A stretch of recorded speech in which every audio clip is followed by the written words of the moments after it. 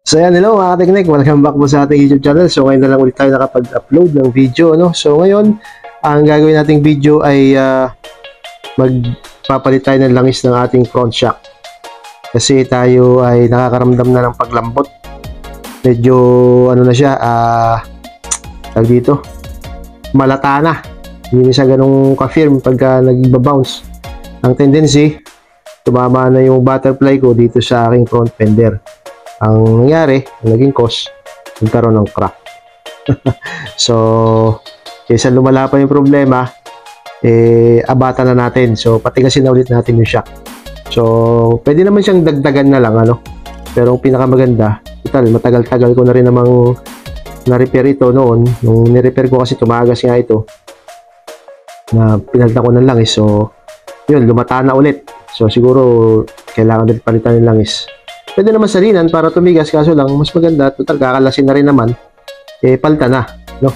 Ang gagamitin lang natin ditong langis is yung 2T, ano? Medyo malabnaw kasi yun. At pwede naman gumamit nung pangkwan talaga, mga pinagamit talaga front shock fluid o oil, pork oil. So pwede naman yun. So wala tayong gagamitin nga dito, tantiameter na lang, no? So tatansyahin na lang natin yung ano. Pag masyado pang malambot, dagdag lang tayo ng konti. Pagka matigas, pag okay na yung bounce, palagay natin okay na, so enough na yun. So tansya-tansya na lang tayo kasi wala tayong panukat. Tayo nakabili ng, kasi meron dapat yung syringe na malaki, yung para nasusukat natin yung ml. Kaso wala tayo, hindi nakabili. So tansya-tansya na lang. So ang gagawin ko muna mga teknik, tatanggalin ko tong buong tubo na to, yung inner tube. So hindi na tayo babaklas nitong outer tube kasi salinan lang naman natin yung langis, ano. Ang kailangan lang kasi may tapo natin yung langis na nagawa. So yun nga, hindi tayo certified mekaniko, hindi tayo certified na magagawa ng motor. Sinishare lang natin kung ano yung ginagawa natin dito sa motor na to, at ini-import lang din natin kung ano yung konti nating nalalaman. So sa mga expert dyan, kung alam nyo na to, hindi para sa inyo itong video na to, para ito sa mga katulad ko na nangangapapa at nag-DIY lang din ng mga motor nila na alam mo yun, walang pang labor, pero kung kailangan talaga natin ipagawa sa mga expert, pagawa na natin, ano, kung hindi talaga natin kaya. Do it ay basic lang naman sa mga nagdi-DIYs dyan. So kailangan lang na total motor nyo naman yan, DIY nyo na, no, para matuto rin kayo ng mga basic maintenance. So yun, baklasin ko lang daw mga teknik at papakita ko sa inyo mamaya paano natin i-ano yung langis, yung tantiameter nga na tinatawag, ano. So yun lang, at yun, mamaya balikan ko kayo.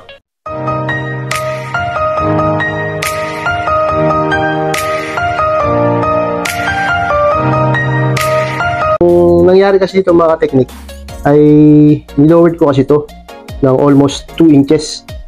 Inangat ko yung front shock yung sa ibabaw ng almost 2 inches. So nangyari nga, syempre yung clearance dito lumiit na. So nung lumambot yung ano, nung tumamlay na yung ano, nung naging malata na tong plane ng shock na to, tumama na yung butterfly dun sa ano, kasi masyado na nga yung nabawasan yung clearance, no? So better talaga kung stock lang yung sukat natin. Kaso lang, hindi tayo pinalad sa tangkad, kaya kailangan natin i-lowered para at least komportable tayo sa pagmamaneho. So ang ano nga lang, ang nagiging consequences nga lang, yun ang nangyayari pagka nagkaroon ng problema dito sa clearance, tatama siya dun sa front fender, which is ang mangyayari pag kaumpog na gano'n sa katagalan, masisira yung front fender. Yun. So mas lalong magiging malaking problema. So ano lang yan, kumbaga nasa sa inyo na niyo kung gagayahin yung tekniko ng pag-load na gano'n. Pero kailangan lang kasi patigasin lang ito, yung plane ng shock na to. Huwag lang umabot dun sa butterfly.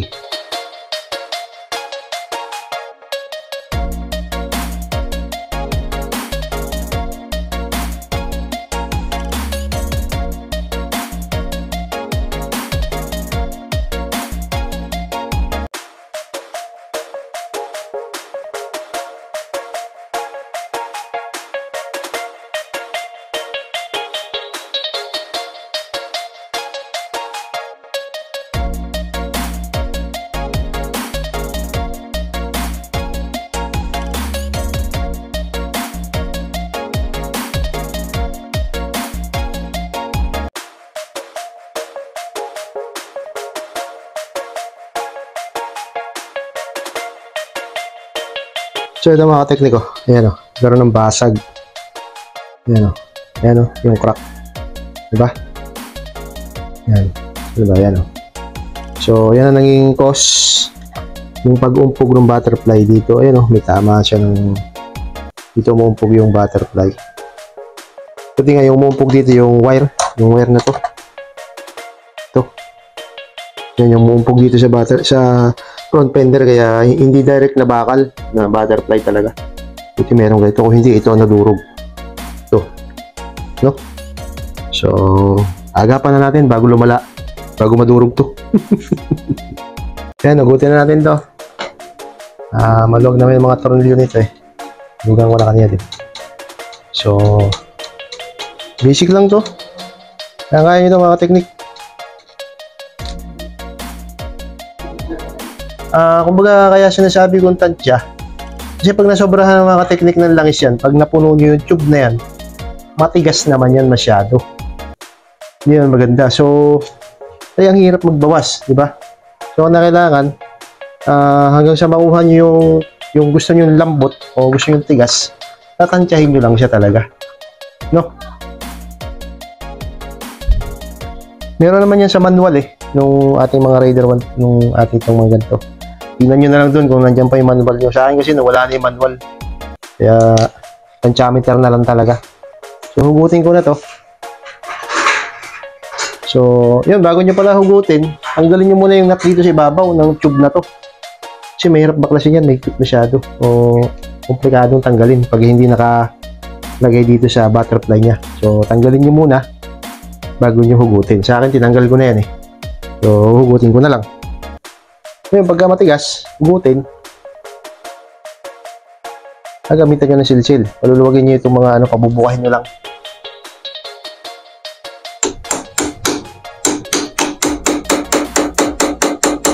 Ayan. Ayan, hugot na. Oh.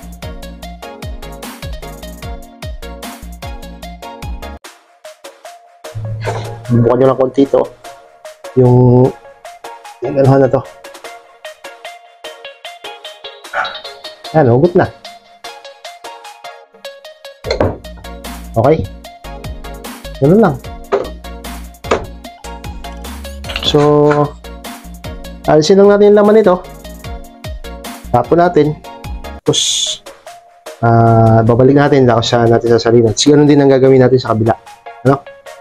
Ang suggestion ko, siguro kung meron kayong makuha na, diba 200 ml yung makukuha nyo na puti.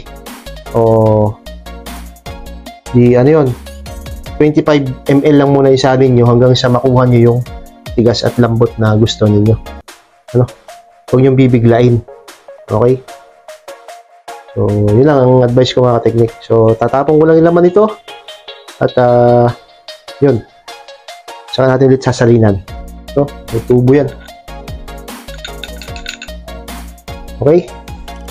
Tapos, may spring din yan eh, sa loob. Pakita ko sa inyo.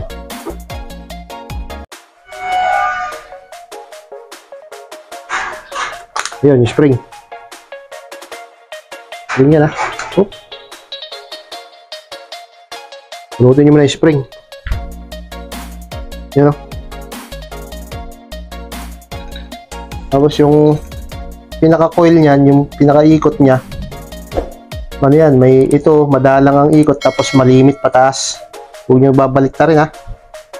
Wala, kung paano nyo hinugot, ganun din nyo ibabaon. O. Yan yung spring niya sa ilalim, madalang yung ikot, tapos dito masinsin. Ibabaw. Alright. Pag nabaliktad niyan, sige, iba rin yung play ng shock nyo, di ba?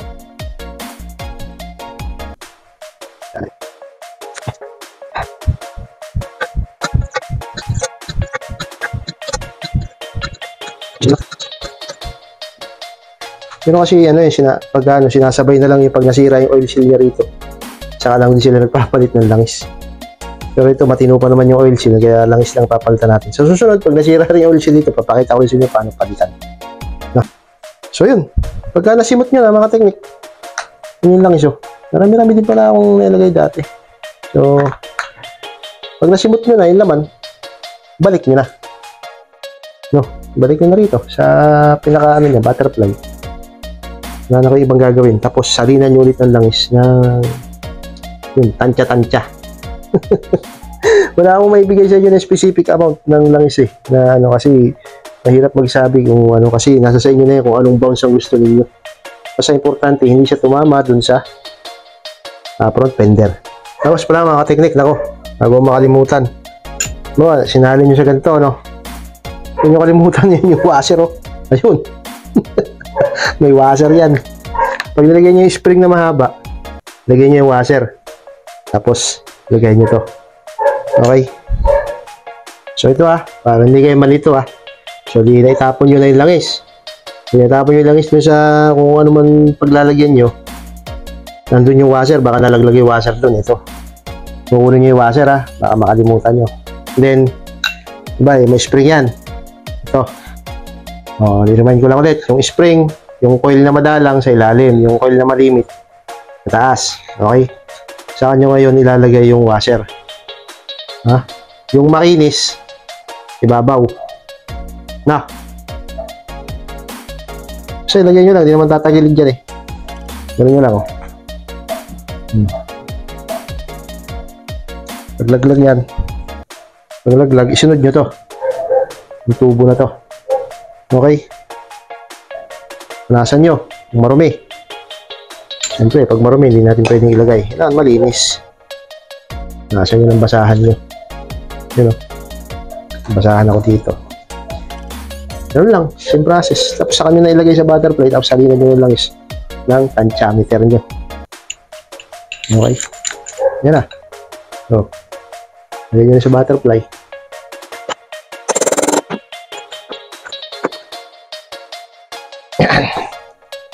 Yan. So, kaya nyo kahit mag-isa yan. Tapos para hindi bumaba, lagyan nyo agad na muna ng isang bolt. Okay? Pansamantagalan. Pansamantala, lagyan mo na isang bolt. Ito nyo lang muna kahit konti.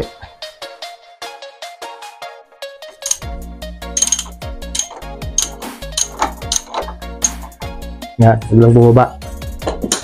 Okay. Tapos yung kabila naman, same process lang. Yan lang. Tapos, balik nyo lang yung mga binaklas. A few moments later. So, yun mga tiktik, ito na. Bali, nakatatlong lagay tayo, ano? So, yung unang lagay natin, ito. Lagyan ko ng board marker yan, mga tiktik, board marker. Para pag binounce natin, makikita natin kung hanggang saan naaabot yung bounce niya. So, yan yung una, medyo sagad pa. Pangalawang lagay natin, ito. Tapos, pangatlong lagay natin, ito na siya.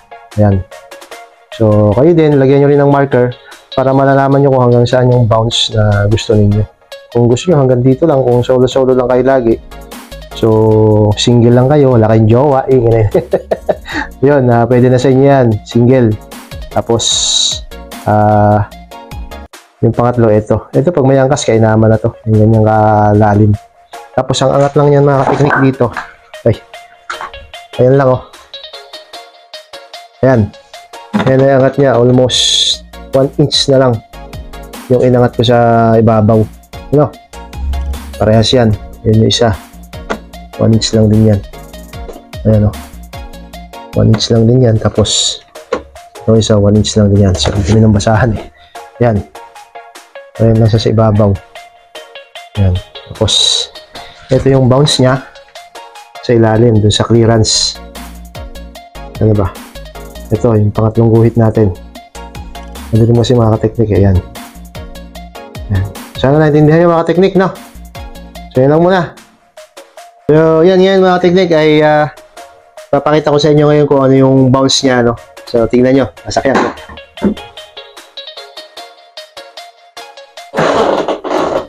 Tingnan lang yung bounce niya.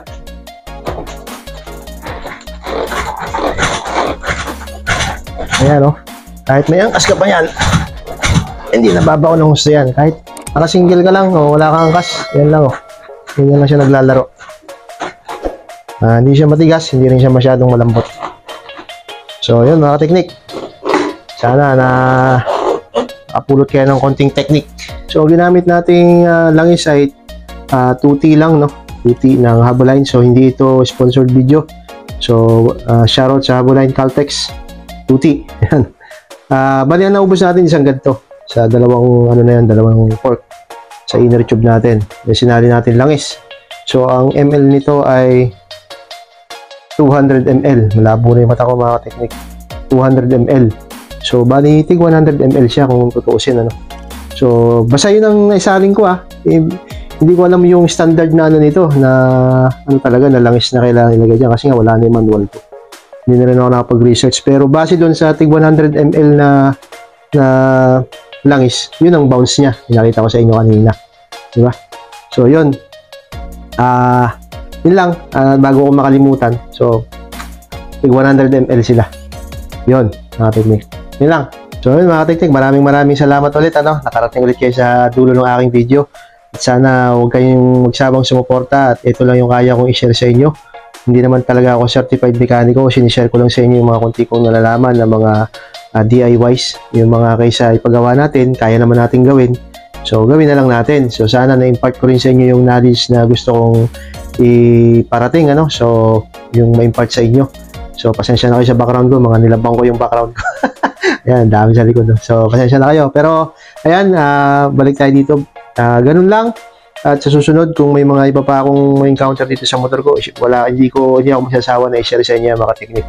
At actually, marami na akong nagawa dito. Hindi ko lang pa na-share sa inyo. Pero sa susunod ng mga mangyari ulit yun, i-share ko sa inyo. No? So yun lang mga technique. Maraming salamat. At hanggang sa muli. Hanggang sa muli nating pagkikita. At kung napadaan ka nga lang sa aking video na to at hindi ka pa nakasubscribe, please subscribe and hit na rin yung notification bell para lagi updated sa aking mga upload. Maraming salamat mga technique. At yung formula natin sa pag-abot ng ating mga pangarap ay una ay gagawa ka ng hakbang. Pangalawa, huwag mo itong titingilan. Pagkatlo ay samahan mo ito ng isang taimtim at panalangin dahil ang sabi ng Lord, kung wala siya, ay wala tayong magagawa. So yun lang mga technique. Maraming salamat. Let's go! Shaboom!